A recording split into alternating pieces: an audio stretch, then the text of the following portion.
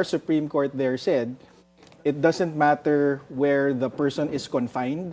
As long as the respondents are within the jurisdiction of the court, then it can order these respondents to undo what they had done. Obviously, the Supreme Court has jurisdiction over our government officials. So that's what's important. People are thinking about it wrong when they say the Supreme Court has no jurisdiction over the ICC. That's a given. So what's important here is that the Supreme Court retains jurisdiction, power, authority over our own government. They use the entire government machinery to bring PRRD to The Hague. So the expectation is that they should exercise or exhaust all of this machinery to bring him back.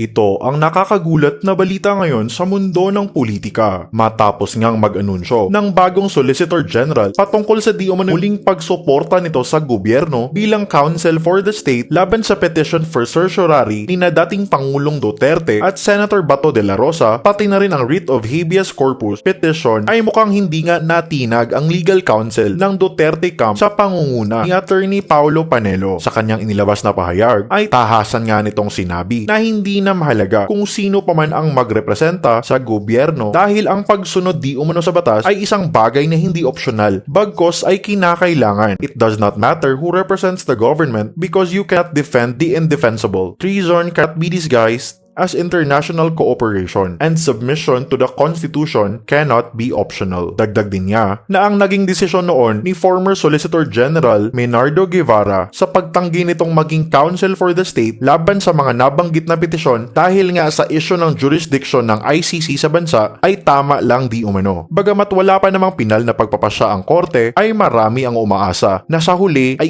iiral pa din ang hustisya sang-ayon sa ating saligang batas. The petition that you first filed with the Supreme Court here in the Philippines, and this was back in March.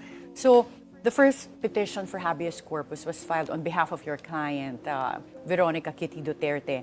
But days ago, you also filed an urgent motion to consolidate and decide the habeas corpus petitions that were also filed by Congressman Paulo Duterte and Mayor Baste or Vice Mayor Baste Duterte. How does the ICC's denial of the interim release application affect this petition? Do you believe that there's no issue that has become moot and academic?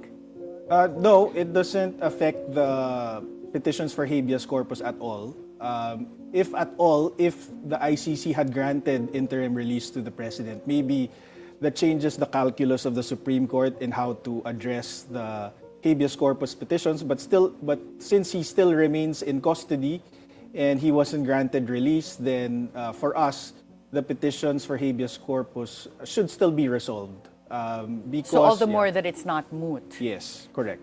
Well, you cited two interesting cases. Even for me, I enjoyed reading that urgent motion that you filed with the Supreme Court. So you cited an American case, and this was the recent United States case of Noem versus Abrego Garcia, and this related to a deportation made by the United States of an El Salvador national back to El Salvador. Yes. And this was a habeas corpus petition as well to bring him back to the United States. And then the other one is an old 1919 case in the Philippines that I was not even aware about. This was Villavicencio versus Lucban, where the mayor of Manila back in 1919 sent about 170 women of ill repute by boat to Davao, and which was where they were sent as laborers. And the mayor of Manila said that time na wala na siyang power to bring them back because he has no jurisdiction over Davao. Can you tell us more about these two cases? Well, starting with the U.S. Supreme Court case that, made a decision to bring back an El Salvador national back to the United States. Right. The context of these two cases is the defense of our national government that they are now powerless to bring PRRD back to the Philippines. And these two cases, Noem versus Abrego Garcia and Lucban versus Villavicencio versus Lucban, disprove that point. And most people, kasi they think that since PRRD is no longer in the Philippines, he's detained in the ICC in The Hague, that the Supreme Court has no power, has no jurisdiction over the ICC, has no power in the Netherlands So that's the context of these two cases. These two cases disprove that. In Noem versus Abrego Garcia, the first, the U.S. District Court of Maryland ordered the Department of Homeland Security Secretary Noem to facilitate the immediate return of this El Salvador national to the U.S. They rejected the defense that since this El Salvador immigrant already crossed the borders, that the court lost jurisdiction. The court said no. And the U.S. government appealed to the Supreme Court, and they also rejected this defense. Yeah, the Supreme Court of the United States. The United States Supreme Court. And as you know, since this is a habeas corpus petition also involving a Bill of Rights protections, this U.S. case has persuasive weight in our Philippine Supreme Court because our Constitution is patterned after the U.S. Including our writs of habeas corpus. Correct. Okay, so what do you envision? Should the Supreme Court grant your plea for habeas corpus? What would the Philippine government do? How can they execute this when, in fact, the ICC has even denied the interim release? So how can you force his release from the ICC? Yeah, so that's an issue that was also sort of addressed in Noem versus Abrego Garcia because in Noem, in the U.S., just like in the Philippines, the executive has prerogatives in terms of foreign affairs, in conducting foreign affairs. So what the U.S. courts did there in that case is to give the executive leeway to do what it needs to do to bring this El Salvador immigrant back. They didn't define the steps that they needed to take in respect to give respect to the prerogatives of the executive in foreign affairs. So the directive there was to take all available steps to facilitate the immediate return of Abrego Garcia. And that's the same prayer that we ask of the Supreme Court. We're not asking the Supreme Court to dictate what measures the executive should do, because this would encroach upon their prerogatives, but we're asking them to take all available steps. So Noem Garcia provides a blueprint for our Supreme Court on what it can direct our Philippine government to do. Yeah, and one of the things that you cited in your urgent motion are the instructions there in terms of just the facilitating. Yes. So you leave it up to the executive branch. But also, I think from a legal standpoint, the important point you made was the jurisdiction of the Supreme Court is on the officials that they're asking to facilitate the return.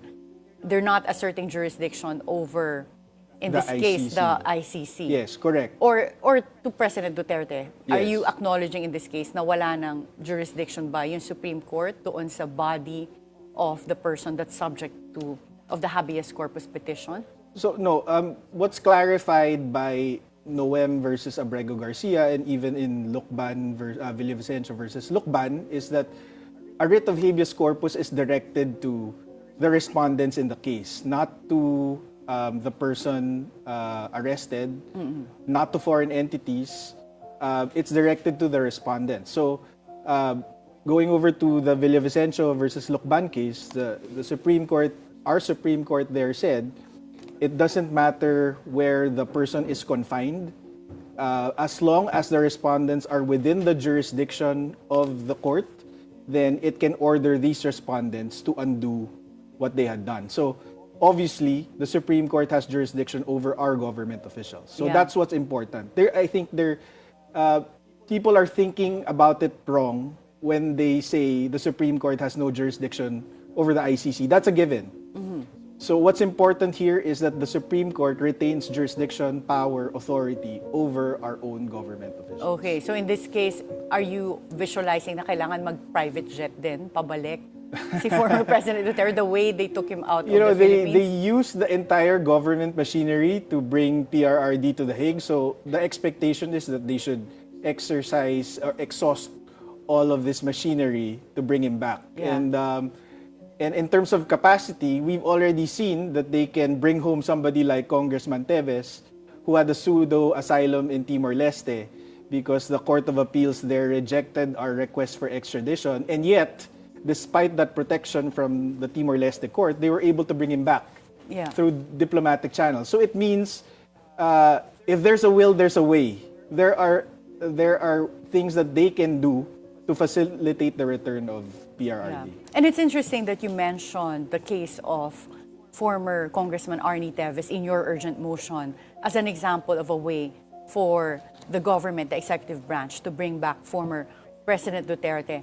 But correct me if I'm wrong, in the return of Arnie Teves, the Interpol also had participation there. Do you think in this case, the Interpol or some other foreign arm would be able to help return former President Duterte to the Philippines? Well, I'm not sure it's that important. I understand that Interpol is just an organization where countries that are members of the Interpol can help each other out in securing arrest or for searching people.